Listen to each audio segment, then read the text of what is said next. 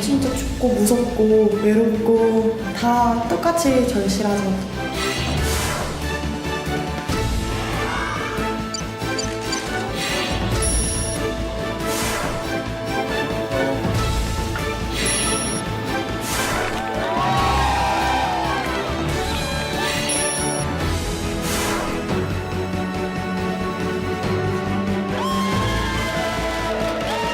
정말 다양한 기회들이 있는데 그걸 잡는 게 이제 결국에는 스타트업들이고.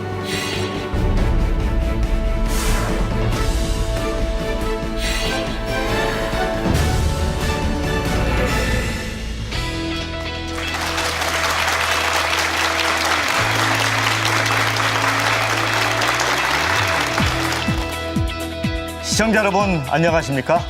특별 생방송 일자리가 미래다 진행을 맡은 박영환입니다. 강서원입니다. 네, 앞서 화면에 청와대 그 일자리 상황판 화면이 잠시 스쳐 지나갔죠. 네. 이 화면에 상황판에 좋은 숫자들로 가득 찼으면 좋겠습니다. 네. KBS는 2회에 걸쳐서 우리 사회의 최우선 과제인 일자리 문제에 대한 다양한 해법과 대책을 모색해보는 특별 생방송을 총 2회에 걸쳐서 준비를 했습니다. 네, 오늘은 첫 번째 시간입니다. 이 새로운 일자리를 어떻게 하면 만들 것인지 함께 생각을 해보겠습니다.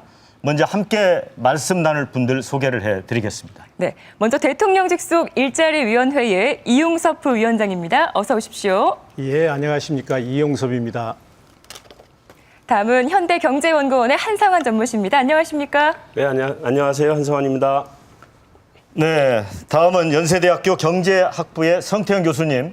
네, 안녕하십니까. 성태윤입니다. 네, 그리고 특별히 여러분들에게 친숙한 한 분을 더 초대를 했습니다. 배우 안혜경 씨 반갑습니다. 네, 안녕하세요. 배우 안혜경입니다. 네. 그리고 이 스튜디오에는 일자리 문제를 고심하고 있는 100명의 특별 패널 분들께서 특별히 함께 자리를 하고 계십니다. 반갑습니다.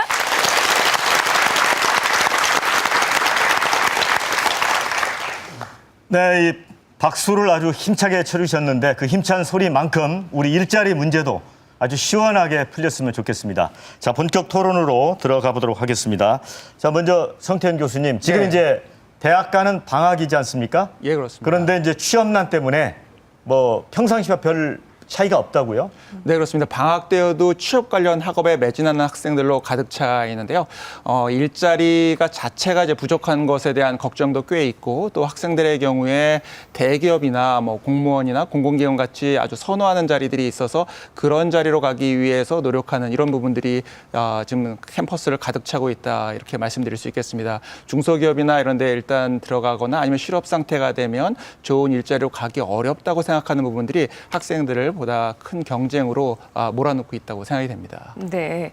이 부위원장님, 예. 새 정부의 정책 1호가 바로 일자리였고 일자리 정책의 컨트롤 타워로 일자리위원회가 출범을 했는데요. 일자리 문제 해결을 위한 국민적인 요구와 기대가 그만큼 큰 상황에서 책임감이 크실 것 같습니다. 어떤 마음가짐이십니까? 예, 저는 이제 좋은 일자리를 많이 창출해서 양극화를 해소하고 국민 통합을 이루는 것이 시대 정신이다. 이렇게 생각을 합니다. 이런 면에서 보면 매우 중요한 일을 하고 있기 때문에 가슴은 뛰고 설레지만 워낙 또 어려운 일이고 이게 이해관계가 상충되는 문제라서 어깨는 매우 무겁습니다. 네. 지난 한 2개월 동안 숨가쁘게 달려왔고 또 여기저기서 성과가 창출되고 있습니다만 국민들께서 보실 때는 체감하지 못하실 것입니다. 그러나 이게 우리가 도로에 비유하면 지금은 일자리 고속도로를 만드는 기간입니다. 이제 금년에 일자리 고속도로, 일자리 인프라가 만들어지고 내년에 이제 일자리 자동차가 쌩쌩 달리게 되면 아마 국민들께서도 그 효과를 체감하실 수 있을 것입니다. 네, 아주 부위원장의 말씀 들어보니까 좀 기대를 해도 될 것 같다는 생각이 듭니다. 자, 통계청 자료를 보면 지난달 청년 실업률 10.5%입니다.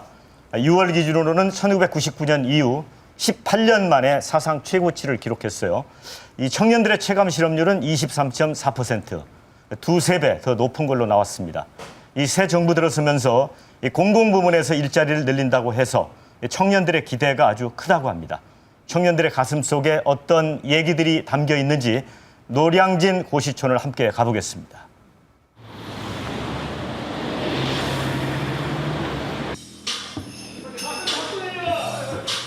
늦은 저녁, 땀을 뻘뻘 흘리며 운동하는 사람들. 이들의 목적은 아름다운 몸매나 건강이 아니다. 오로지 시험을 통과하기 위한 체력 단련이다. 이곳은 경찰 공무원 전문 체력학원이다. 힘들어요. 수업 듣고 오니까 힘들어요. 체력이 약한 여학생들은 남학생들과 경쟁하기 위해서 더 열심이다. 필기를 2명 붙으면 1명 체력에서 떨어지는 거예요.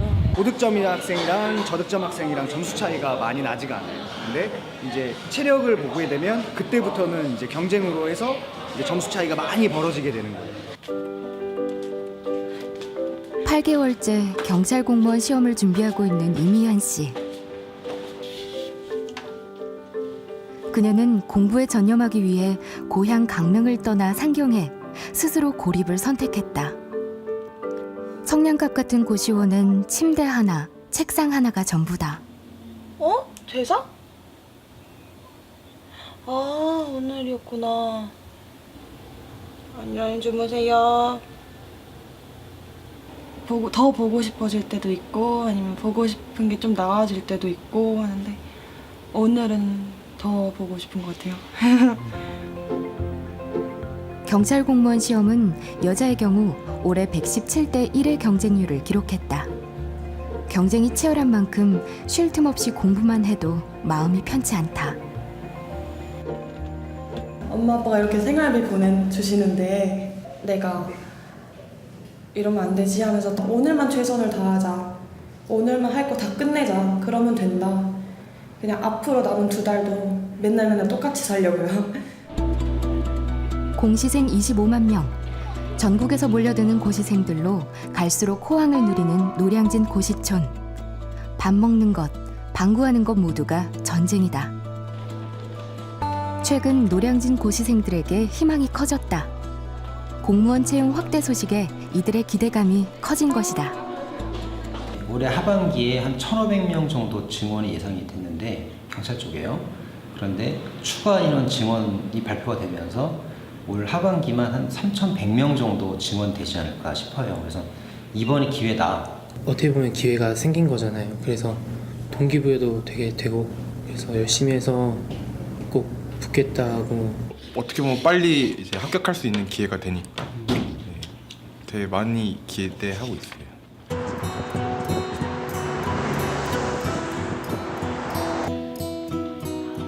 새벽 6시 반, 미현 씨가 학원 문을 연다. 아르바이트와 공부를 병행하고 있는 미현 씨. 아침 식사는 바나나 한 쪽. 졸릴까봐 무서워 늘 가볍게 먹는다. 하지만 공부하다 보면 이것도 거르기 일수다.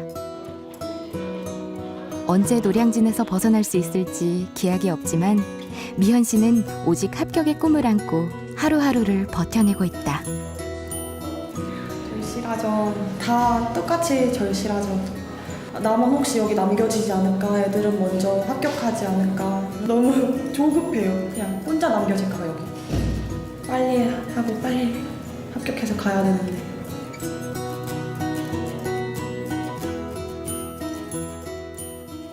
네. 친구들은 먼저 합격해서 하나둘씩 떠나가는데 나만 홀로 남겨질까 봐 두렵다 이런 이야기를 들었어요. 그만큼 마음속에 있는 불안감과 절박함이 절실하게 들어있는 이야기였던 것 같은데요. 우리 안혜경 씨는 청년 공무원 수험생들의 모습을 직접 보니까 어떤 생각 드시던가요? 저 영상을 보니까 저 친구의 인터뷰가 굉장히 기억에 남는데 뭔가 자신은 빨리 붙어야 된다는 그런 조급함도 있는 것 같고 네. 부모님에 대한 그런 미안한 마음도 드는 것 같고 친구들도 먼저 붙어서 나간다는 그런 부러움도 있는 것 같고 보면서 저렇게 많은 또 공시생들이 있잖아요. 좀 이렇게 마음이 좀 짠한 것 같아요. 그리고 나이가 굉장히 좀 점점 더 어려진다는 생각에 저렇게 준비하는 사람들이 많다는 거에 좀 마음이 좀 짠해지고 빨리 좀 많이 붙어서 좀 잘 됐으면 좋겠다는 생각도 들고요. 네. 네. 영상을 보니까 정말 강의실 가득히 시험을 준비하는 청년들의 모습 정말 빼곡히 들어차 있는 걸 볼 수가 있었는데요.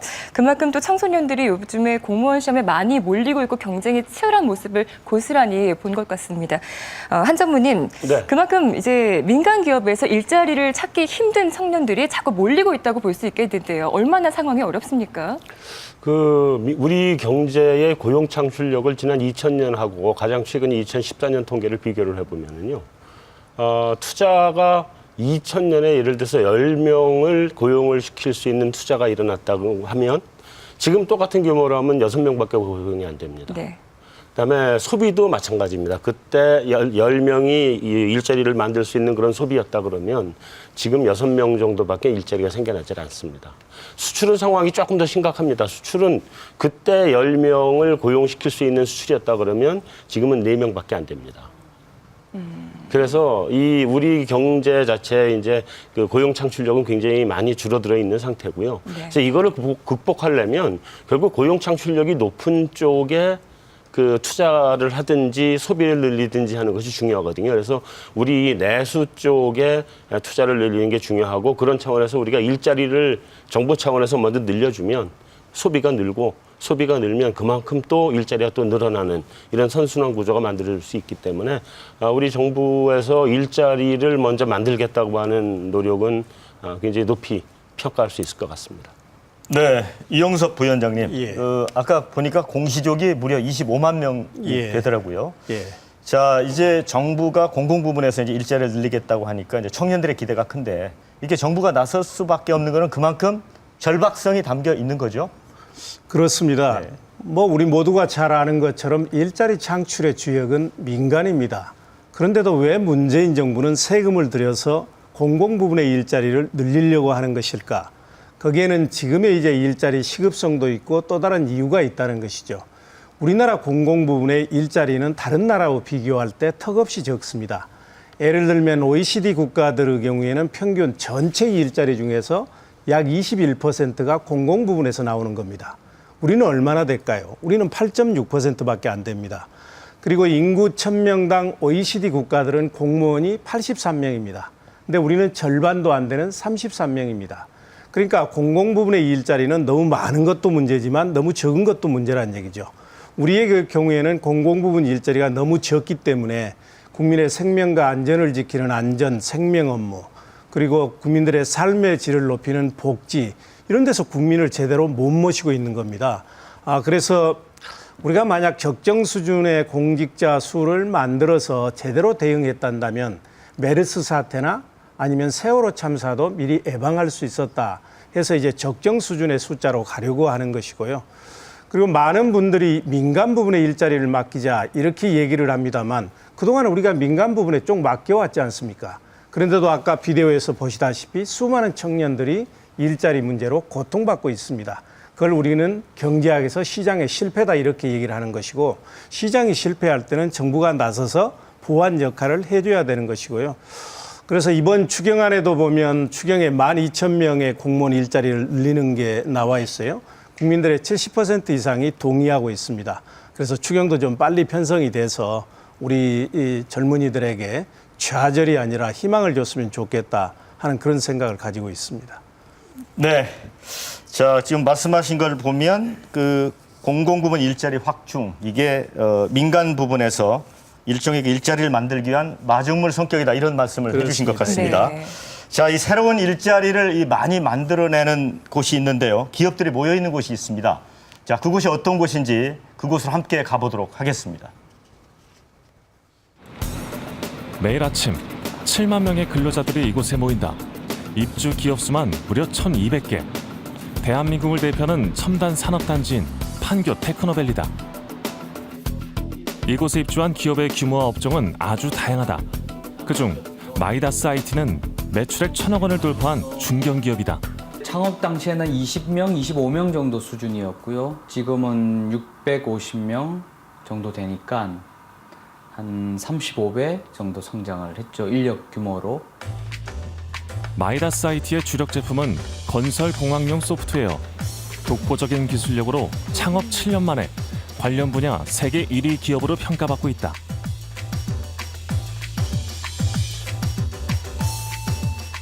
공학용 시뮬레이션 소프트웨어가 전 세계 7개 나라에서만 그런 기술력을 가지고 있고 그런 제품들이 있는데요. 그 중에서도 저희 제품은 건설 분야에서는 세계 점유율 1위의 제품이라고 보시면 될 것 같습니다. 세계 1위의 기업답게 직원에 대한 대우도 최고 수준으로 하고 있다. 인류 호텔 출신의 주방장이 직원들의 식사를 책임진다. 이 회사의 직원이라면 누구나 삼시세끼 호텔식 뷔페를 즐길 수 있다. 1인당 식재료비가 15,000원에서 2만 원 정도를 사용하고 있고요.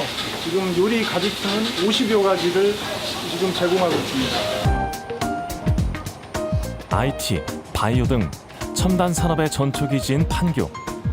노동 집약적인 기업이 없이도 각각의 분야에서 다양한 일자리들이 만들어지고 있다. 여기에는 1,200개 가량의 새로운 기업들이 들어왔고요. 그 7만 명 가량의 새로운 인력들이 일을 하고 있습니다. 판교에 있는 기업이 1년 동안 벌어들이는 매출액은 총 70조 원. 이는 우리나라가 1년간 자동차를 수출한 것보다 13조 원이나 많은 수치다. 판교엔 젊은 창업자들이 많다. 작년에 설립된 한 스타트업. 대기업에 다니던 사람들이 뜻을 모아 회사를 창업했다. 이곳은 어떻게 보면 황무지에 말 타고 뛰어나간 거거든요. 근데 이 젊은이들이 그런 것들을 통해서 자기 성취감은 대기업에서 느끼는 것과는 비교할 수 없을 정도로. 이 업체는 소형 스마트 프린터를 개발해냈다.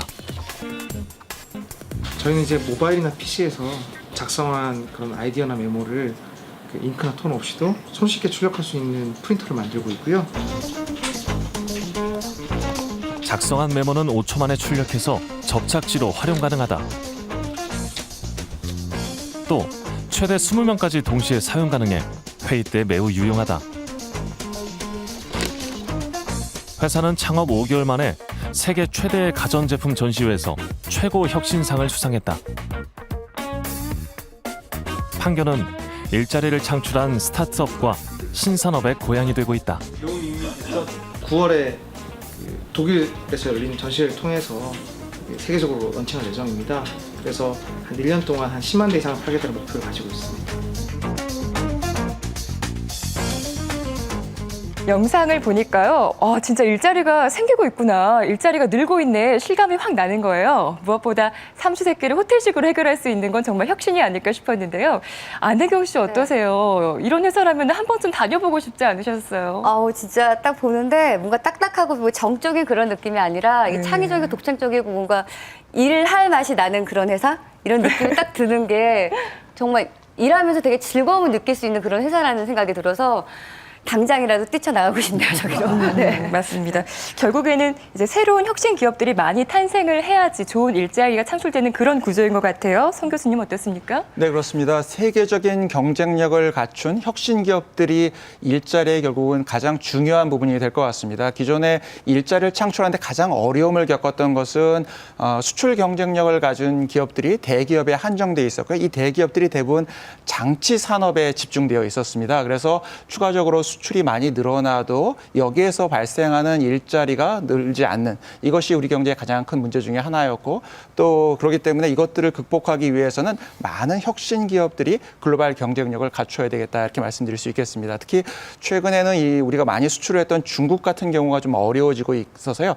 기존의 형태의 수출로는 좀 더욱 어려움이 커질 가능성이 있어서 어떻게 하면 소비재나 이런 최종 소비재 단계에서의 수출도 확대시킬 수 있을지 노력을 해야 되겠고 그러기 위해서는 이런 청년들이 어떤 선호나 이런 것들을 잘 알아서 만들어갈 수 있는 분들 이런 분들이 더욱 중요한 역할을 하게 되고 있습니다. 네, 한상환 전무님. 네. 이 판교 테크노밸리요. 네. 미국의 그 실리콘밸리처럼 이제 더 능가하게 만들어 가야 하지 않겠습니까? 그렇죠. 어떻게 해야 될까요? 일단 이런 테크노밸리라고 하는 것이 이렇게 모여야 됩니다. 많이 모일수록 경쟁력을 갖추게 되는데요. 이게 많이 모이게 하려고 그러면 방법은 창업 생태계를 잘 구축해주면 거기 잘 많이 모이거든요. 그럼 생태계가 뭐냐? 기술 개발해야죠. 그다음에 이제 사업화해야 되고 사업이 잘 되면 그다음에 뭐 주식시장에 상장을 하든지 아니면 대기업의 M&A를 해서 팔든지 하는 그 순환 구조가 잘 만들어져야 됩니다. 이 순환 구조별로 뭐 기술 개발하는 쪽에 정부가 지원을 하든지 아니면 기술을 서로 팔고 사고 하기가 쉽게 만들어주든지 또 창업할 때 자금 지원해주고 뭐 이런 여러 교육도 지원해주고 여러 가지를 해줄 수 있거든요. 그래서 그런 것들을 해서 여기에 더 많은 기업들이 모일 수 있도록 만들어주는 게 제일 중요하다. 첫 번째고요. 네. 두 번째는 자 이제 네, 열심히 한번 창업하고 싶어요. 저도 뭐 판교 이렇게 자주 지나다니면서 많이 봅니다. 근데 창업하고 싶은데 하다가 망하면 젊은 나이에 다시 시도해 볼 수 있는 기회가 없어져 버려요. 그래서 이 젊은 사람들이 창업에 열심히 애를 쓰고 하다가 실패했을 때 그들이 재기할 수 있도록 해주는 그런 시스템을 만들어주는 게 중요하고요. 또 하나 중요한 거는 지금 판교 쪽은 주로 IT 중심으로 모여 있거든요. 근데 IT가 모든 산업은 아니잖아요. 뭐 바이오도 있어야 되고 뭐 농업도 있어야 되고 이런 여러 가지 다른 종류의 산업들도 모여서 한꺼번에 갈 수 있는 그런 테크노밸리가 아직 제대로 만들어져 있질 않습니다. 그래서 그런 거를 또 만들어주는 게 굉장히 중요하지 않나 이렇게 생각을 합니다. 네, 이용섭 부위원장님, 이제 화면에서 저는 이제 판교 테크노밸리 보면서 뭔가 일자리에 대한 기대감을 많이 갖게 됐거든요. 이게 이제 분양된 지 한 10년 정도 됐다고 하는데 새 정부에서 제2, 제3의 이 판교 테크노밸리 같은 걸 좀 만들 계획이 있습니까? 그렇습니다. 이 판교 테크노밸리는 참여정부, 노무현 정부 시절이던 2004년에 시작해서 2015년에 완공이 됐습니다. 그래가지고 우리가 화면에서 보았듯이 지금 한 1,200개 정도가 입주해 있고 7만 개의 일자리가 창출되고 있습니다. 그 이제 정부는 이 성과를 계속 이어가고 또 이 연계성을 강화하기 위해서 지금 경기도와 함께 제2의 이 판교 테크노밸리를 지금 추진 중에 있죠. 네. 그래서 여기는 지자체가 이제 뭐 부지를 마련해 준다, 기업을 유치한다 이런 차원을 넘어서 가지고 국토부랄지 그리고 미래창조과학부, 중소기업청 이런 중앙부처가 적극적으로 참여를 해서 이 창업한 기업의 성장 단계별로 맞춤형 서비스를 제공하려고 그럽니다. 거기 보면 제2 테크노밸리에 보면 지금 추진 중인데 그게 이제 창조 공간과 성장 공간이 있습니다. 이제 창조 공간은 예비 창업 기업들 그리고 창업한 지 7년이 안 된 기업들 이런 기업들을 입주시키는데 시세의 한 20% 내지 60% 저렴한 가격으로 이제 입주를 시키고 있고요. 이제 거기에서 졸업하게 되면 이제 성장 공간으로 갑니다. 그러니까 7년 이상 된 이런 이제 벤처들의 경우에는 70 내지 80% 시세의 그런 가격으로 지금 분양을 하고 있고요. 지금 빠른 것은 금년 8월 달부터 입주를 할 겁니다. 그래 이거는 대표적으로 도시 이제 첨단 산업단지라서 전국적으로 다른 지자체에도 이 성공 모델을 확산시켜서 다른 지자체에서도 자기에 맞는 이런 이제 일자리를 많이 만들 수 있도록 저희가 유도해 가고 있습니다. 네, 이 판교 테크노밸리 같은 성공 모델들을 지역까지 확산시키겠다 이런 말씀이셨는데요. 이 새로운 기업들이 정말 좀 많이 나왔으면 좋겠다는 생각이 듭니다. 이 새로운 기업들은 이제 혁신을 통해서 일자리를 만들어내고 있기 때문인데요. 자, 작지만 강한 스타트업 기업들을 한번 찾아가 보겠습니다. 마치 대학생들의 동호회 활동처럼 자유로운 분위기. 3년 전 창업한 스타트업 다시다. 제가 생각한 그런 가치와 정말 잘 맞아서 제가 여기에 들어오게 됐습니다. 이 회사의 대표 제품은 닷워치. 세계 최초로 시각장애인을 위해 개발된 스마트 점자시계다. 시각장애인용 스마트워치로서 모바일 기기에서 발생하는 전화나 메시지, 메일 같은 알림을 다 점자로 표현해주는 기계입니다. 시각장애인이 스마트폰 속 내용을 점자로 확인할 수 있게 해주는 스마트워치. 세상에 단 하나뿐인 이 제품을 만들어낸 사람은 올해 28살 청년 김주윤 씨다. 전 세계적으로 이제 3억 명 정도 시각장애인 분들이 계신데요. 시각장애인 정보화기기 쪽은 가격이 너무 비쌌어요. 그러니까 뭐 표준 가격이 뭐 500만 원대 정도로 다이아몬드 1캐럿 정도 가격인데 저희는 이런 불평등을 이제 스타트업 정신으로 전 세계적으로 풀기 위해서 이제 시작을 하게 됐습니다. 기존 점자 정보 단말기에 비해 크기와 가격이 20분의 1밖에 되지 않은 스마트 시계.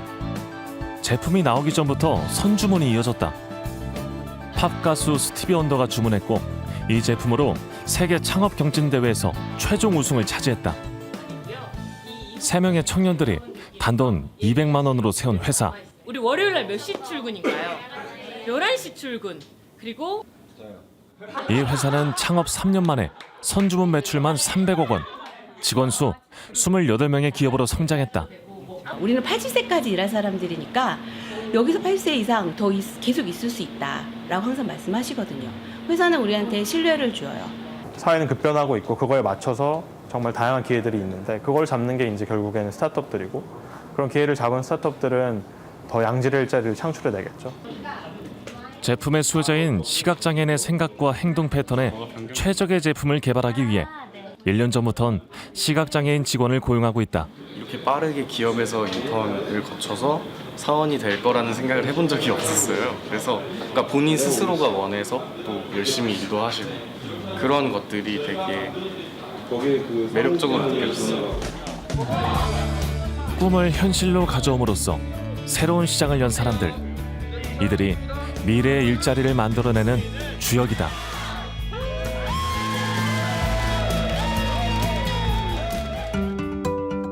IT의 발달은 기존 산업의 지형도를 바꿔놓고 있다. 가장 많이 달라지고 있는 것 중 하나가 농업이다. 최적의 환경에서 채소가 재배되는 컨테이너 식물 공장. 온도, 습도, 바람 등을 스마트폰으로 조절해 농작물을 생산한다. 최근 식물 공장은 전 세계적으로 각광받는 신산업이다. Thinking forward about how we're going to feed all these people on the planet when water might be scarce and pollution is something that they're paying attention to. 우리나라에서도 미래 농업 시장에 뛰어든 젊은이들이 있다. 요즘 한창 뜨고 있는 사물 인터넷 기술과 농업을 접목시킨 스타트업. 이들이 개발한 스마트 화분은 습도와 온도, 조도가 어느 정도인지 휴대폰으로 확인할 수 있고 물도 줄 수 있는 제품이다. 해외에서도 원격으로 작동시킬 수 있고 친구의 화분까지 대신 관리해 줄 수 있는 스마트 화분. 지난해 해외 클라우드 펀딩을 통해 10만 달러를 모을 정도로 국내외에서 큰 주목을 받았다. 얼마 전부터는 농장 전체를 스마트 화분으로 탈바꿈하는 실험도 진행하고 있다. 농부가 굉장히 매력적인 것 같아요. 이제 기존의 농부들한테 시간을 줄 수 있고 자기 시간을 가질 수 있게 하고 기존의 농부들이 할 수 없었던 여행이라든지 장시간 여행이라든지 이런 거를 만들어줄 수 있게 된 것 같아요. 젊은이들이 주축이 되어 만든 농업 스타트업. 아직은 12명밖에 되지 않는 작은 회사지만 앞으로의 전망은 밝다. 저희가 이제 목표한 예상 목표보다 일주일 정도 만에 한 150% 정도를 저희가 달성을 했고요. 그리고 해외에서 어떤 대량 주문이나 사업에 대한 문의들도 계속 오고 있어요. 그래서 성장 속도에 따라서 이제 일자리를 창출하는 어떤 속도나 규모도 굉장히 크다고 생각을 하고 있습니다. 금요일 오후 3시. 한참 일할 시간이건만 직원들이 냉장고에서 맥주를 꺼내고 있다. 난데없이 벌어진 대낮의 맥주 타임. 회식인가 했는데 그게 아니라 회의란다.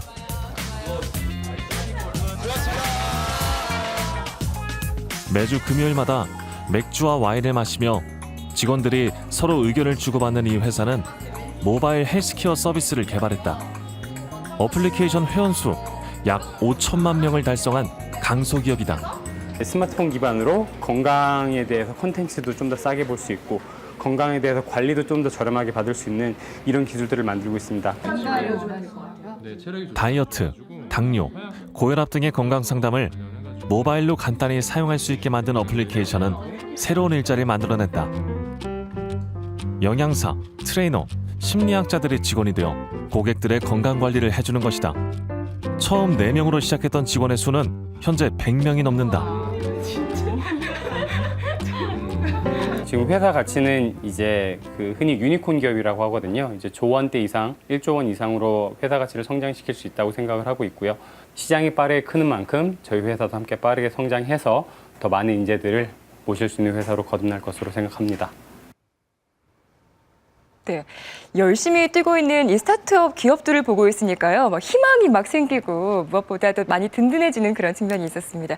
지금 제 앞에는 세계 최초의 점자 스마트 시계를 개발한 주인공이신데요. 앞서 소개해드렸던 다세 김주윤 대표가 나와 있습니다. 잠시 이야기를 나눠보겠습니다. 어서 오십시오. 네, 안녕하세요. 오늘 주제가 바로 일자리 창출이잖아요. 그리고 성공한 스타트업 사례의 주인공으로 앉아 계신데 지금 회사 규모, 직원분들이 어느 정도나 되는 거예요?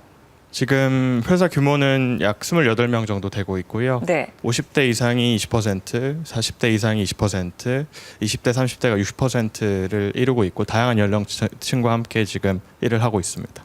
다양한 연령층의 직원분들과 함께 하고 계신데 지금 30명 가까운 직원분들이 초창기 멤버인가요?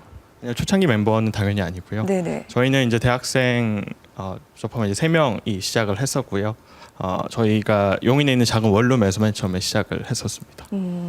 거의 뭐 3, 4년이라는 짧은 기간 동안에 회사를 10배 가까이 키운 셈이잖아요. 얘기를 들어보니까 지금 시각장애인용 태블릿도 개발 중이라고 하시던데 그럼 또 몇 년 후에는 회사가 더 커질 테고 더 많은 직원들이 필요하겠어요.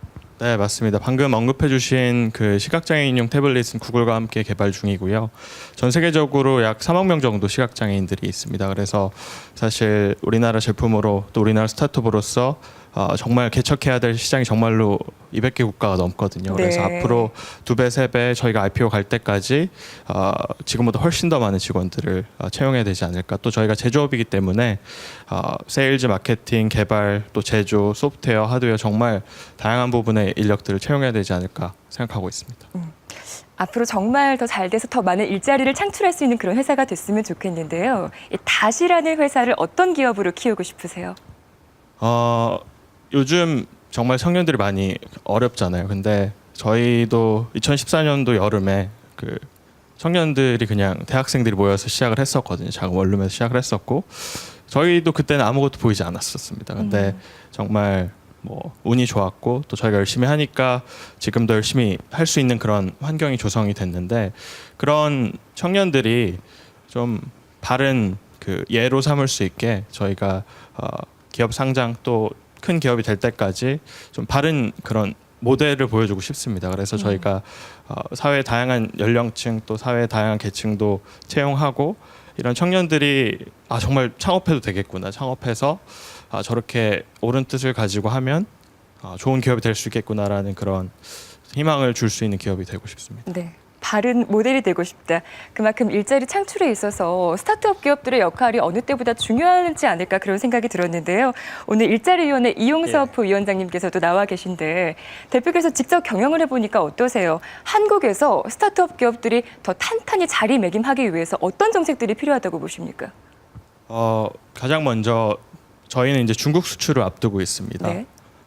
중국이 사실 시각장애인만 8천만 명 정도 있거든요. 그리고 아예 굉장히 큰 시장인데 사실 저희에게는 중국을 왔다 갔다 하면서 느꼈던 게 한 번 정책이 결정이 되면 이 스타트업들에 대한 정책 같은 것들은 뭐 10년 이상 계속 긴 호흡으로 가더라고요. 그러다 보니까 사실 스타트업들이 그런 것들은 별로 이제 리스크를 생각하지 않고 정말 본업에만 집중할 수 있는 환경이 있다는 게 사실 참 부러웠습니다. 네네. 저희 친구들이나 또 다른 대표님들이 걱정하시는 거 보면 그런 변동성에 대한 리스크를 굉장히 많이 걱정을 하세요. 그래서 사실 스타트업은 안 그래도 불확실성과 싸우고 있는 기업들이거든요. 근데 그런 불확실성까지 더해지면 사실 정말로 어려워집니다. 그래서 정말 긴 호흡으로 갈 수 있는 그런 다양한 정책들이 나왔으면 좋겠고 그리고 저희가 초기 기업에 대한 이제 지원들은 굉장히 많이 있었던 것 같은데 네. 실제로 그 창업 3년 이후에 이제 데스밸리를 넘는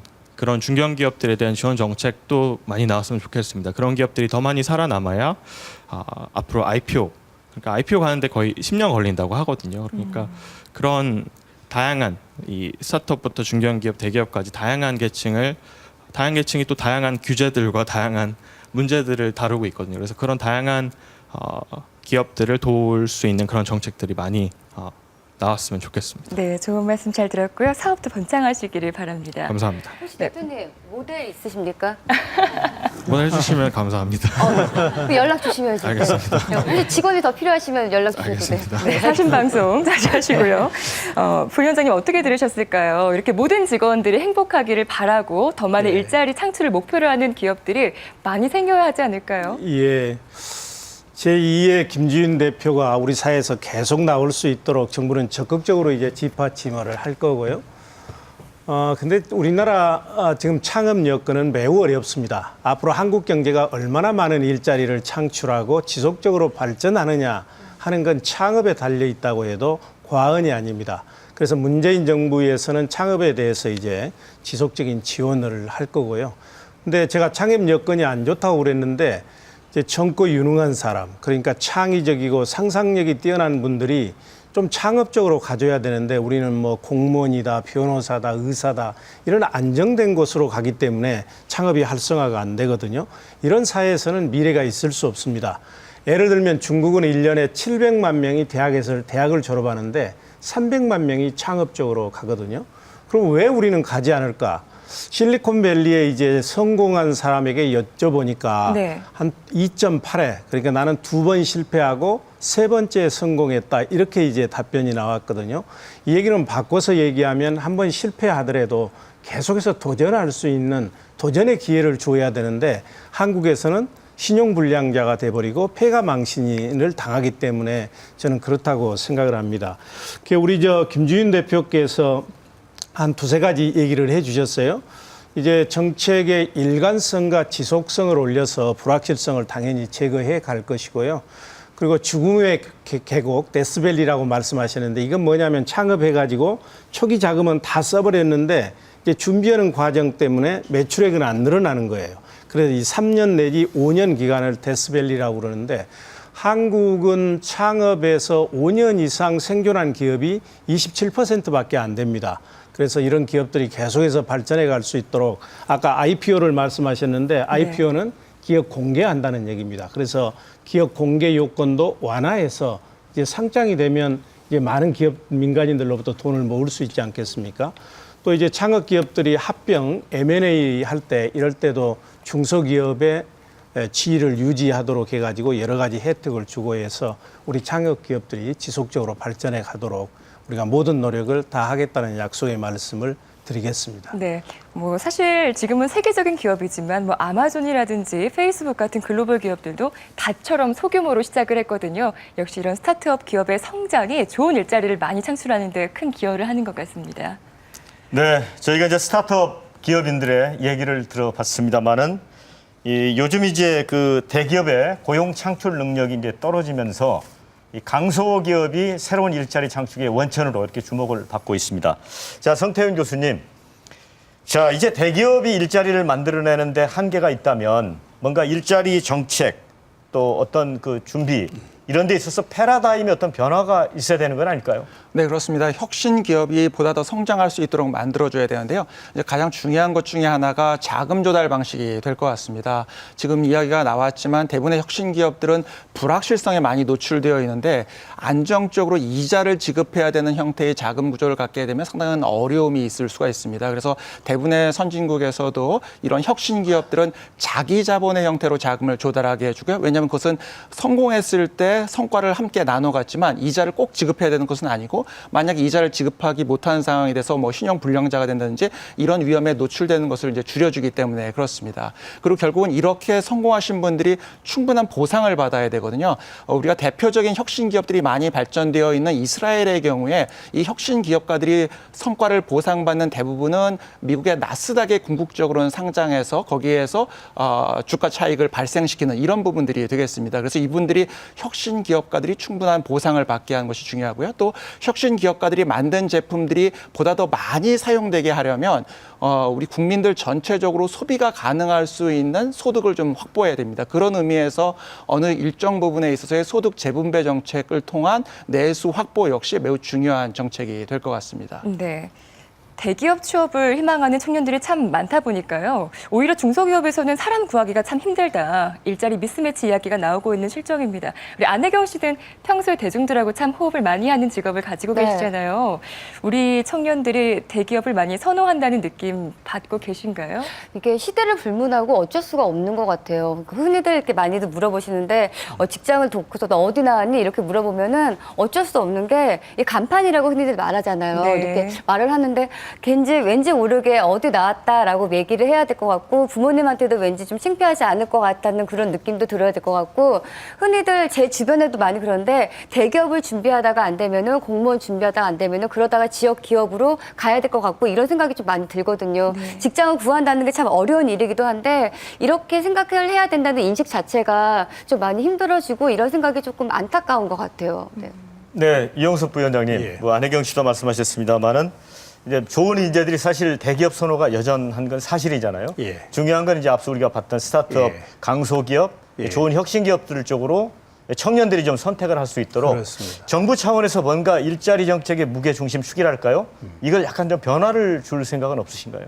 당연히 변화를 줄 생각이 많이 있고 네. 이미 재설계 단계에 들어가 있습니다. 우리 국민들께서 이제 일자리와 관련해서 잘못 생각하고 계시는 게 몇 가지 있습니다. 우선 대기업이 일자리를 많이 창출한다. 제조업이 일자리를 많이 창출한다. 수출이 일자리를 많이 창출한다. 이건 이제 더 이상 통하지가 않습니다. 보시면 대기업의 경우에는 지난 10년 동안에 일자리가 오히려 22만 개가 줄어들었습니다. 중소기업은 일자리가 358만 개가 늘어났습니다. 그리고 제조업의 경우에는 이제 전산화하고 자동화하고 공장들을 해외로 이전하면서 더 이상 일자리를 만들지 않고 있습니다. 그러면 어디서 나오냐 일자리가? 서비스업에서 많이 나옵니다.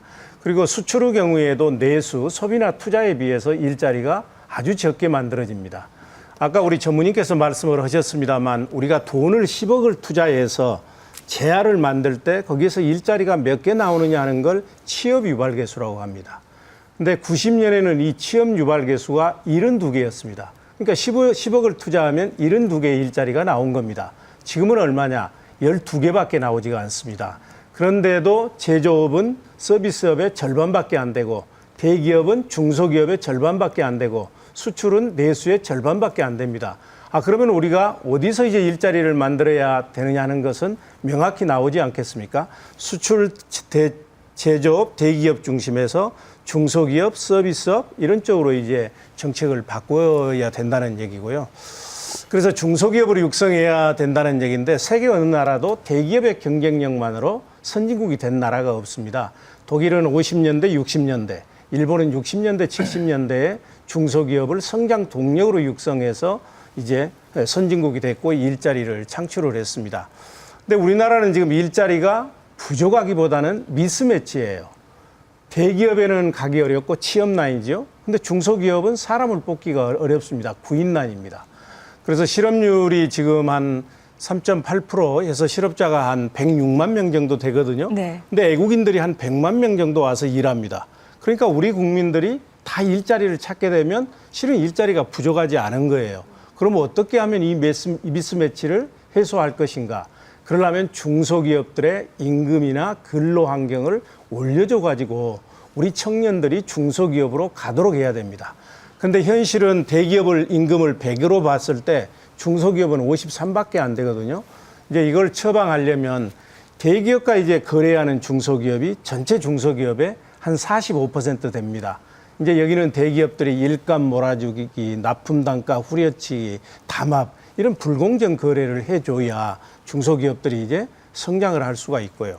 대기업과 전혀 별개로 이제 사업을 하는 독립된 중소기업의 경우에는 독자적인 영역을 만들어줘야 되지 않겠습니까? 그래서 소상공인 저가업종을 만든다든지 대기업들의 문어발식 확장을 만든다든지 대형마트가 골목상권으로는 진출을 못한다든지 이런 대책이 강구돼야 되고 우리 문재인 정부에서는 이런 골목상권 보호하는 정책을 확실하게 해서 중소기업이 육성될 수 있도록 하겠습니다.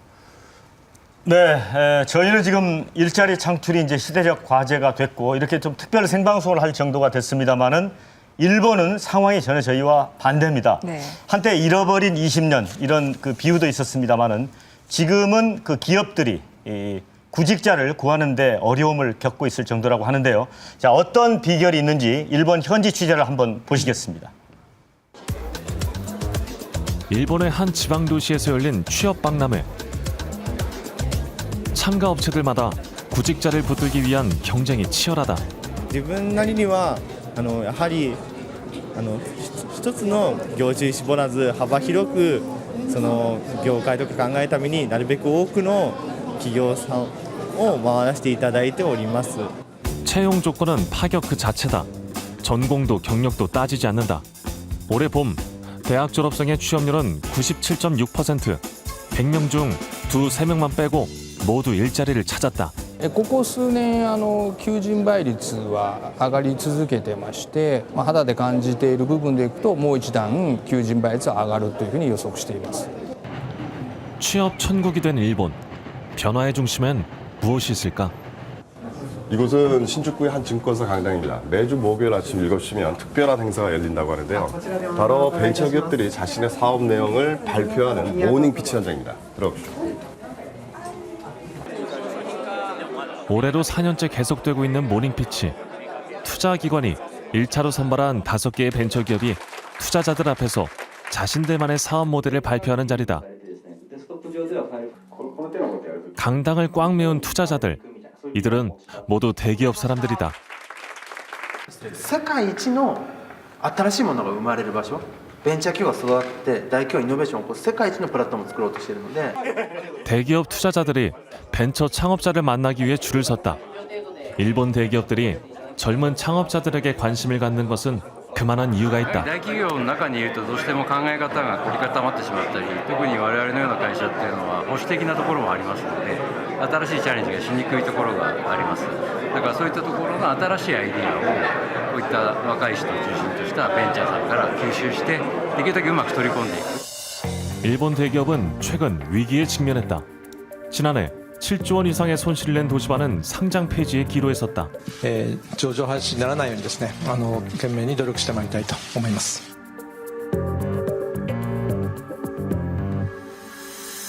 일본 전자산업의 상징이었던 샤프는 계속 적자에 허덕여오다 2016년 대만 폭스콘에 매각됐다.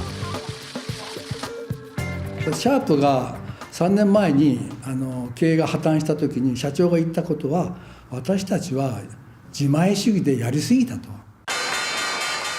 강력한 경기 부양책, 아베노믹스를 추진하고 있는 아베 총리는 벤처 육성을 강조하고 있다. 新しいベンチャーの遺伝子を日本の産業界の中に入れていかないと、これは本当難しいぞということですね。もう生きていけないんだという認識なんですよね。 일본에서 벤처 육성은 장기 불황에서 벗어나기 위한 절박한 선택이다. 그래서 정부와 대기업은 벤처기업의 투자를 아끼지 않는다. 일본의 인기 만화에서 아이디어를 얻은 어른용 장난감. 모닝피치에서 투자를 받았던 이 기업은 로봇 기술을 접목한 이동식 빔 프로젝트를 만들어 일본 내에서 선풍적인 인기를 끌었다. 세상에 없던 새로운 제품은 새로운 시장을 만들고, 새로운 시장은 일본에 새로운 일자리를 만들어내고 있다. ベンチャー企業ってやっぱり2つの作用があると思っていて、一つはそのゼロから全く新しい産業を作ってしまう。もう一つは落ち目になっていた産業に対してそれをちょっと上げると、新しいイノベーションで上昇に転じることができると。 소위 잃어버린 20년이라 불리는 장기 경기 침체를 딛고 최대 구인난 속에서도 즐거운 미명을 지르고 있는 일본. 일자리 창출, 그 뒤에는 벤처기업과 미래 산업이 자리 잡고 있습니다. 네, 전공 불문에 경력 불문, 거기다 여성은 100% 취업이 보장된다고 하니까 참 부러운 현실이 아닐 수가 없겠는데요. 한점훈님, 그 네. 앞서서 벤처 생태계에 대한 이야기도 언급을 해주셨습니다만 네네. 지금 일본 대기업이 혁신에 초점을 맞추고 있는 것 같아요. 네. 벤처 기업과 협업, 투자를 통해서 아이디어를 얻어가고 상생하는 모습이 참 인상적이었는데 어찌 보면 한국 대기업에서는 좀 찾아보기 어려운 모습이 아닐까 생각도 들고요. 좀 부족한 부분이 없지 않아 있죠. 그러니까 혁신이라고 하는 것은 대기업은 하기 어렵습니다. 혁신의 아이디어는 젊은 기업, 중소기업 또 벤처기업 이런 데서 나오는 거기 때문에 대기업은 자금력을 가지고 있고 브랜드력을 가지고 있고 영업망을 가지고 있고 근데 혁신적인 제품이나 혁신적인 아이디어는 중소기업에서 끌어와서 같이 공동 협업을 하면 상생이 되죠. 대기업도 살고 중소기업도 살고. 네. 근데 일본은 그런 대기업하고 중소기업 간의 그 신뢰 관계가 잘 형성이 돼 있는 것 같아요. 근데 반대로 우리는 대기업하고 중소기업 간의 신뢰 관계가 사실 좀 부족합니다. 한 예를 들어서 말씀을 드리면 제 잘 아는 어떤 지인이 굉장히 혁신적인 제품을 하나 만들었어요. 원가는 줄이고 성능은 몇 배 더 좋게. 그래서 이거를 뭐 대기업에 좀 납품을 좀 할 수 있게 연결을 좀 해달라서 연결을 했거든요. 그 한참 뒤에 이제 양쪽에 다 얘기를 한번 들어봤습니다. 어떻게 됐나 궁금해서. 이 대기업 관계자는 그 사람이 이 물건을 만들었다고 하는데 이걸 어떻게 믿고 우리 제품에 갖다 장착을 할 거냐. 네. 그러니 설계 도면부터 해서 다 봐야 되겠다. 이런 얘기고요.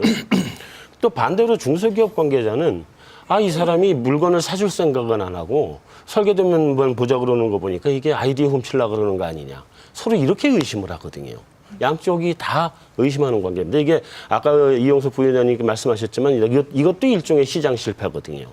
그래서 이런 시장 실패에 관련된 부분은 정부가 개입해서 들어가 줘야 됩니다. 그래서 관련된 정부가 어디냐? 우리 산업부도 해야 되고 중소기업청도 해줘야 되고 또 특히 공정거래위원회가 여기 뛰어들어서 이 훼손된 신뢰를 갖다가 복원할 수 있도록 제도적인 뒷받침을 해줘야 되지 않나 하는 생각입니다. 네, 성태현 교수님, 이 한성환 전무께서는 벤처와 대기업 간의 신뢰, 또 공정한 시장 이런 부분을 지적을 해주셨어요. 그런데 교수님 보시기에 일본이 이제 일자리 왕국이 됐잖아요. 네, 그렇습니다. 그 비결 어디서 차대될까요?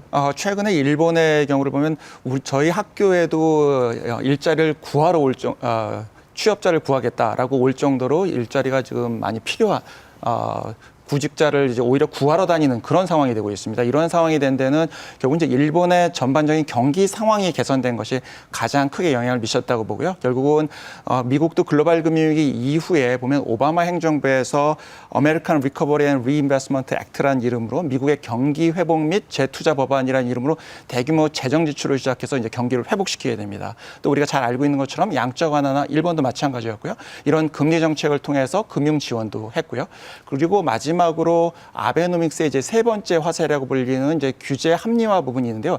이 부분들이 실제로는 이제 창업과 관련이 높습니다. 우리가 이제 창업이라고 하면 기술형 창업이 있고요. 또 아이디어형 창업이 있고 생계형 창업이 있습니다. 그런데 이제 이 중에서 기술형 창업이나 아이디어 형태의 창업을 통해서 새로운 혁신 기업을 만들어내기 위해서는 규제를 합리화하고 특히 초창기 단계에서는 좀 더 자유롭게 기업들이 활동할 수 있도록 해주는 부분이 매우 중요하다고 생각되는데요. 네. 이 부분에 있어서 상당히 성공적이었다고 생각이 듭니다. 반면에 이제 우리는 흔히 창업형 창업이 이제 생계형으로 이루어지면서 은퇴하신 이후에 다른 사회보장이 제대로 안 돼 있고 실업급여가 충분하지 않아서 창업하는 형태들이 많았고 이런 부분들은 혁신 기업으로서 이제 성장하는데 좀 어려움이 있었다 이렇게 말씀드릴 수 있겠습니다.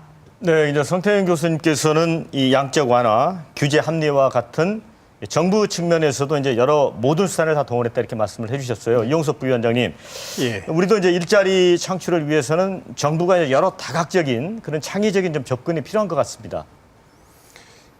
우선 일본의 기업들이 구인난에 시달리고 있는 이유는 저는 두 가지라고 봐요. 우리 교수님께서 말씀하신 것처럼 첫 번째는 경기가 이제 살아나고 있는 것입니다.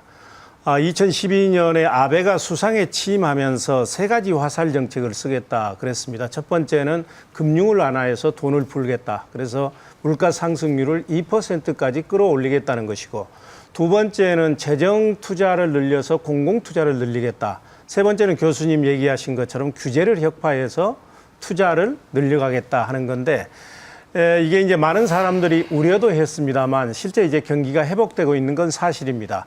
실업률이 지금 2.8%까지 떨어졌으니까요. 이것도 이제 하나의 큰 이유지만 또 하나의 큰 이유가 있습니다. 그것은 뭐냐 하면 일본의 인구 구조의 변화입니다. 우리가 15세부터 64세까지를 생산 가능 인구라고 그러는데 이 생산 가능 인구가 95년에 비해서 2015년에 한 1,000만 명이 감소를 했습니다. 그리고 두 번째는 25세에서 29세까지 그러니까 고용시장으로 들어오는 사람이 한 650만 명 정도 되는데 고용시장에서 떠나는 고령층 65세에서 69세까지는 이제 1,000만 명이 넘어선 거지요. 이 두 가지가 작동되면서 지금 이제 많은 구인난에 시달리고 있는데 일본 정책 중에서도 우리가 배울 게 있습니다. 그래서 잘 분석해서 좋은 것은 취하는 벤치마킹하도록 그렇게 하겠습니다. 네, 그 일본 사례에서도 봤습니다만은 그 일자리 창출을 중앙 정부에만 맡겨놓을 수는 없습니다. 이 지역 자치단체 역할도 무척 중요한데요. 이미 우리나라에서도 앞서가는 몇몇 지역이 있는데 그 현장으로 한번 여러분을 안내하겠습니다. 바다와 낭만이 있는 도시. 여수는 대한민국에서 가장 주목받는 관광지로 떠오르고 있다. 10수년 전에 여수를 한번 왔었었는데요. 그때랑 지금 여수는 완전히 달라진 것 같아요. 국내에서 처음으로 설치된 해상 케이블카. 한려수도의 아름다운 풍광을 조망할 수 있어 하루 평균 5천여 명의 관광객이 이용한다. 4월부터 10월까지 여수의 해안 산책로에선 거리 공연이 펼쳐진다. 낭만 버스킹이다. 아름다운 풍광과 문화가 함께하는 새로운 관광 콘텐츠는 전국 관광객들의 발길을 끌어들이고 있다. 지금 2년 연속 1,300만 명이 넘는 관광객이 지금 찾고 있고요. 금년에는 아마 작년보다 한 20% 이상 지금 또 관광객이 증가를 하고 있습니다. 그에 따라서 또 관광 연관 또 일자리들이 또 늘어나고 있고요. 관광객이 늘어난 만큼 사업체와 일자리도 늘어났다. 2016년 여수시의 관광 분야 일자리는 전년 대비 7.1% 성장했고 사업체 수 역시 7.4% 늘어났다. 관광이 활성화되면서 지역 경제 역시 살아나고 있는 것이다. 커피숍, 펜션, 수산물 시장, 향토, 먹거리 음식점 이런 것들이 활약을 지금 얻고 있습니다. 지역 재개발이나 재건축이 아닌 새로운 방식으로 일자리를 창출한 지역이 있다. 바로 부산의 감천 문화마을이다. 하루 평균 5천여 명의 관광객이 이곳을 찾는다. 마을이 되게 작고 예쁜 것 같아요. 산자락을 따라 계단식 집이 들어선 독특한 풍경.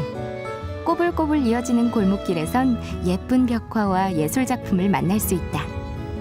생각보다 너무 예뻐요. 그냥 블로그 같은 거 찾아볼 때는 사진만 몇 개 찍고 가면 되겠다 했는데 그냥 보기에도 너무 예쁘고 좋아요. Very beautiful also, all the colors that it has. And also the shops was very nice. 옛날 과거에 저희들이 2009년도 10년도에서는 세 집 걸로 한 집만 가게 문을 열고 있었고요. 그래서 가게세도 안 나올 정도로 있었는데 이게 이제 트렌드가 바뀌면서 마을에 찾아오는 사람이 3만에서 작년에 185만 명이 마을을 찾았습니다. 한국전쟁 직후 피난민의 달동네였던 감천동은 부산에서 손꼽히는 낙후 지역이었다. 낙후 약간 없어요.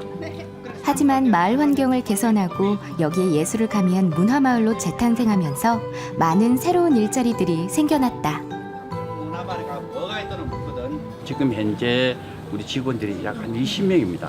저희들 동네에는 대략 한 300여 명의 일거리 창출이 되고 있습니다. 늘어난 관광객으로 인해 새로 생긴 식당의 직원은 모두 마을 사람들이다. 처음 가는 직장이라서 즐거운 마음으로 일하고 있습니다. 주민들이 조직한 협동조합은 여러 분야에서 새로운 일자리를 만들고 있다. 65세 이상 어르신이 특산품을 만들고 마을을 떠났던 청년들이 돌아오거나 새로운 청년들이 이주해오는 일도 잦아졌다. 일자리가 많이 없어서 다른 이제 젊은 사람들 다 외부로 빠져나가는 상황인데 그거보다는 이제 조금 더 많이 생겨서 외부로 빠져나가지 않고 안에서 같이 이제 일을 하면은 좀 더 좋을 거라고 생각을 하고 있습니다. 이렇듯 일자리 창출은 멀리 있는 것이 아니라 우리 곁에도 있음을 알 수 있다. 3년 동안 약 8억 원의 예산을 투입해서 200명 가까운 일자리가 만들어졌습니다. 일자리 만들어지는 과정에서는 협동조합이 설립되고 협동조합이 또 다른 일자리를 만들어내는 그런 선순환 구조의 일자리가 생기게 되었습니다. 인구 6만의 농촌 경남 창녕. 이곳에 세계 최대 규모의 타이어 공장이 있다. 이른 아침 속속 출근하는 직원들. 2012년 문을 연 이후 현재 1,200여 명의 직원들이 근무 중이다. 군종 활동을 전개하고 있습니다. 이 회사는 창립 이후 24년간 단 한 차례의 노사 분규도 겪지 않았다. 또한 대부분의 직원들을 정규직으로 고용하고 있다. 여기 오니까 여기는 그냥 전부 다 정규직이고 그 고용에 대한 불안감이 확실히 많이 줄어드니까 그런 면에서는 일단 마음적으로 안정적인 게 제일 큰 것 같아요. 최고의 업무 환경과 복지 시설이 직원들에게 제공된다. 2천억 원이었던 회사 매출은 17년 만에 10배인 2조 원까지 올라갔다. 일자리를 창출해낸다는 것도 어찌 보면 투자입니다. 그래서 이런 투자를 위해서는 회사의 성장이 무엇보다도 중요하다고 생각을 합니다. 우리 국내의 우수한 인재들을 지속적으로 교육을 통해서 또 노사업을 통해서 고품질, 고품격의 타일을 만들어서 고부가가치를 창출한다면 회사의 어떤 발전에 기여할 수 있는 모습이 더 좋다고 생각을 하고 있습니다. 다른 기업들이 해외로 눈을 돌릴 때 이 회사는 최첨단 시스템으로 국내 우수 인력을 활용하는 꿈의 공장을 지었고 지역은 일자리 창출을 통해 다시 살아나고 있다. 한국의 기업들이 해외에 공장을 지음으로 해가지고 고용이 빠져나가는 그런 문제가 있었거든요. 하지만 넥센은 오히려 해외 공장을 국내로 가져왔습니다. 그러므로 해가지고 일자리도 창출하고 지역 경제도 활성화시키고 있습니다. 네, 역시 부산이며 여수며 우리 대표 관광지인 만큼 공장 유치에 그리고 문화 콘텐츠 개발에 상당히 공을 들이고 있는 그런 모습을 볼 수 있었는데요. 근데 오늘 제가 보니까 안혜경 씨가 여러 번 스튜디오를 뛰쳐나가고 싶은 그런 충동을 누리고 계신 것 같아요. 가고 싶으세요? 저 아까 부산 보니까 감천마을에서 저도 어린 왕자 앞에서 사진 찍으려고 1시간을 기다렸던 기억이 새록새록 나더라고요. 네. 너무 이뻤는데 이 관광지가 되면은 그곳에 딱 가면은 즐길거리도 있어야 되고 맛볼거리도 있어야 되고 볼거리도 항상 있어야 되잖아요. 근데 부산이나 여수는 그거를 잃지 않으려고 항상 노력하는 것 같아요. 그래서 항상 언제든지 가고 싶은 그런 곳이에요. 당장 가고 싶습니다. 네, 좀 말려주세요, 옆에서. 네, 한성원 전무님. 네. 지역 일자리 창출은 일거양득인 것 같습니다. 그렇죠. 그러니까 국가적 차원의 일자리를 늘리는 거 하나하고 또 한 가지는 균형 발전 측면에서도 큰 도움이 되지 않습니까? 그렇죠. 자, 정부가 좀 지역의 자율성이라든가 이런 것도 더 잘할 수 있도록 좀 날개를 좀 달아줘야 될 것 같거든요. 네. 사실은 여기 소개한 감천문화마을도 제가 가봤고요. 여수도 가봤고 또 저기 광주 KTX 타고 내리면 거기 있는 송정시장 네. 다 가봤습니다. 저도 가봤는데 이게 굉장히 좋은 아이디어들이고 아주 좋은 것들인데 이거는 그 지역의 관광객을 좀 유치한다든지 아니면 소규모 투자 이런 걸로 해서 아이디어를 내서 할 수 있는 일들이고요. 근데 그것만 가지고 해서는 안 되거든요. 그러니까 좀 더 대규모 투자가 들어가서 대기업도 유치하고 혁신도시도 만들고 이런 일들을 하려면 지방 정부의 재정 자립도가 제일 중요합니다. 쓸 수 있는 예산이 있어야 투자를 해서 도로라도 만들고 인프라를 깔아주고 그래서 기업을 또 유치하고 이럴 텐데 그게 별로 없거든요. 우리 재정 자립도가 굉장히 열악한 상태고 그래서 중앙 정부에서 지방 정부로 넘겨주는 그 교부금이라든가 이런 것들이 있는데 그걸 조금 더 많이 지방에 좀 넘겨줘서 지방의 자율성을 가지고 그런 걸 좀 할 수 있게 해줬으면 좋겠다 하는 게 하나고요. 그다음에 두 번째는 단기적으로는 지방자치단체를 가면 우리 중앙 정부만큼 충분한 경쟁력을 갖고 있지 못한 부분들이 있어요. 네. 자금도 그렇고 인력도 그렇고 여러 가지 측면에서 모자란 게 있는데 당분간은 중앙에서 지원을 해줘야 됩니다. 그 부분에 돈 집어넣어서 예를 들면 전라도 쪽에 있는 혁신도시 한 군데를 제가 최근에 갔다 왔는데요. 많이 좋아졌어요. 옛날에 비해서 많이 좋아졌음에도 불구하고 아직은 멀었다. 여기에 더 많은 기업을 유치해야 되고 관련 산업을 더 많이 키워야 되고 이런 생각이 많이 들었거든요. 그래서 아까 말씀드렸습니다만 제가 벤처 생태계를 또 다른 데 여러 군데 만들어야 된다고 말씀을 드렸는데 지방마다 가서 그 지역의 특성에 맞는 벤처 생태계를 만들어주는 것도 굉장히 중요합니다. 그러니까 예를 들면 농촌 지역에 가면 농업 바이오도 있거든요. 집중적으로 키워주고 이런 식으로 해서 지방을 지금보다는 훨씬 더 좋은 살기 좋은 곳으로 만들고 일자리가 넘쳐나는 곳으로 만들어줘야 될 필요가 있고요. 그런 점에서는 이번에 문재인 정부에 기대하는 바가 굉장히 크다고 말씀드릴 수 있겠습니다. 네. 네, 성태현 교수님, 이제 유럽이나 이제 미국은 우리보다 지방자치가 많이 발달돼 있는데, 자 이런 곳에서는 일자리 창출로 스타가 된 뭐 도지사 이런 사람도 있다고 들었습니다.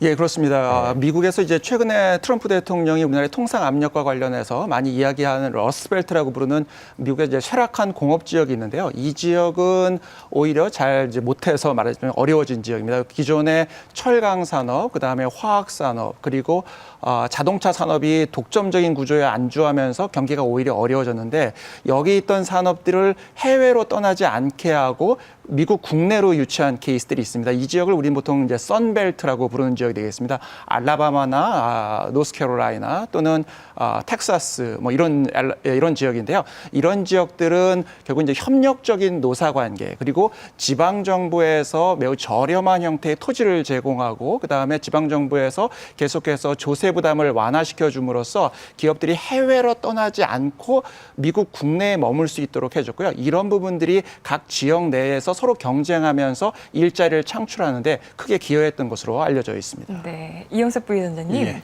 앞서 저희가 뭐 부산 여수 사례 봤습니다만 지역의 자치단체들이 참 일자리 창출을 위해서 총력을 다하고 있는 모습 예. 인상적이었었거든요. 혹시 더 많은 일자리를 만들기 위한 비전 있으신지요? 예, 말씀하신 대로 중앙정부가 아무리 노력한다 하더라도 민간 기업이나 지방자치단체가 적극적으로 도와주지 않으면 성과를 내기가 참 어렵습니다. 더군다나 이제 전체 세금의 60%를 지방자치단체가 쓰고 있고요. 아까 우리 전무님께서 말씀하신 것처럼 지방재정 자립도를 올리고 전문가를 지원하는 역할도 해 나가겠습니다만 다행히 이제 지자체들이 많이 도와주고 있습니다. 지금 대통령 집무실에 가면 일자리 상황판이 있는데 지사나 시장 집무실에 상황판도 설치하고 일자리 위원회도 만들고 그 지역에 이제 독특한 일자리를 많이 만들어가고 있습니다. 제가 오늘은 한 가지만 말씀을 드리고 싶은데 지금 중앙재정과 지방재정이 돈을 부어서 일자리를 만드는 사업을 재정사업이라고 그러는데 네. 이게 한 20조 정도 되거든요. 중앙정부가 한 17조 정도 하고 지방자치단체가 한 3조 정도 합니다. 근데 이제 중앙정부 사업은 대부분 중앙부처가 거의 이제 물론 협의는 좀 하기는 합니다만 만들어서 하향식으로 내려보내다 보니까 지자체도 잘 모르고 국민도 모르고 그 지역도 잘 모릅니다. 그래서 앞으로는 지자체가 중심이 돼서 지역에서 가장 간절하게 원하는 일자리를 만드는 식으로 상향식으로 이렇게 개편을 하려고 그럽니다. 그렇게 되면 지금보다 훨씬 더 좋은 일자리가 많이 창출될 겁니다. 네, 잘 들었습니다. 오늘 참 여러 가지 이야기도 듣고 영상도 만나보고 했는데 네. 안혜경 씨는 어떤 점이 가장 인상에 남으셨어요? 저는 그냥 현 시대를 봤을 때 그냥 취업난이 그냥 많은 줄 알았었는데 아까 이영석 부위원장님 말씀해 주셨잖아요. 네. 지금 일자리가 미스매치라고 말씀해 주셨는데 대기업과 중소기업이 잘 화합을 해서 좀 대화를 잘 많이 나눠갖고 잘은 모르겠지만 좀 더 좋은 일자리가 많이 좀 생겨나서 우리 청년들이 정말 좋은 일자리에서 좋은 환경에서 열심히 잘 일했으면 좋다는 그런 생각이 듭니다. 맞습니까? 예, 맞습니다. 네. 네, 자 이제 시간이 이제 거의 마무리할 시간이 됐기 때문에 이용석 부위원장님께 마무리 말씀을 좀 부탁을 드리겠습니다. 가장 중요한 거는 이제 기업들의 혁신을 유도하는 정부의 지원책이 필요할 것 같거든요. 예, 제가 네. 이런 식으로 말씀을 드리겠습니다. 과거 정부에서도 다 일자리를 강조했는데 별로 성과가 없었다. 문재인 정부는 과연 뭐가 다르냐 이렇게 묻는 분들이 많습니다. 저는 간단히 얘기해서 네 가지입니다. 하나는 대통령의 강력한 의지, 두 번째는 일자리 정책을 강력하고 효율적으로 추진할 수 있는 행정체계가 갖추어졌습니다. 그러니까 대통령 직속으로 일자리위원회가 만들어졌고 사상 처음으로 청와대 일자리 수석실이 신설이 됐습니다. 세 번째는 우리 사회 경제 시스템을 일자리 중심 고용 친화적으로 다 바꿔가고 있습니다. 정부가 가지고 있는 조세, 재정, 그리고 조달 이런 각종 수단을 일자리 많이 창출하는 기업에 돌아가도록 할 것입니다. 마지막으로는 공공 부분이 선도적으로 마중물 역할을 하고 있기 때문에 우리 국민들께서 어려운 일이지만 기대해도 성과 창출될 것이다. 이렇게 말씀드리고 싶습니다. 네. 자, 일자리가 차고 넘쳐서 직업도 직장도 마음대로 고를 수 있다면 얼마나 좋을까요? 네, 좋은 일자리 창출이야말로 국민들이 함께 행복해지는 첫 번째 조건이 아닐까 싶습니다. 네, 오늘은 일자리 창출에 대해서 이야기를 나눠봤고요. 다음 주 일요일 이 시간에는 일자리의 질 문제를 다뤄보겠습니다. 일자리 내에서의 차별과 격차를 어떻게 해소할 수 있을지 함께 고민해 보겠습니다. 네, 특별 생방송으로 마련한 희망 2017 일자리가 미래다. 오늘 순서는 여기서 정리하겠습니다. 여러분 고맙습니다. 고맙습니다. 저희는 이런 제품들을 앞으로 계속 만들어 나갈 것이고요. 그러다 보면은 저희 뜻이 맞는 사람들이 또 모여서 또 새로운 제품을 만들고 저만의 회사를 만들고 제가 원하는 제품을 만드는 것이 제 큰 목표입니다. 향후에는 이제 우리 먹을거리를 생산하는 이 농업이라고 하는 것이 젊은 사람들이 또 다른 어떤 대안적인 직업, 농업으로 전 바라볼 수 있지 않을까 기대는 하고 있습니다. 단계를 밟아서 성공해 나가는 기업들이 생김에 따라서 그에 따라 뭐 여러 가지 일자리라든가 이제 국내 대표적인 기업들도 많이 나올 수 있다.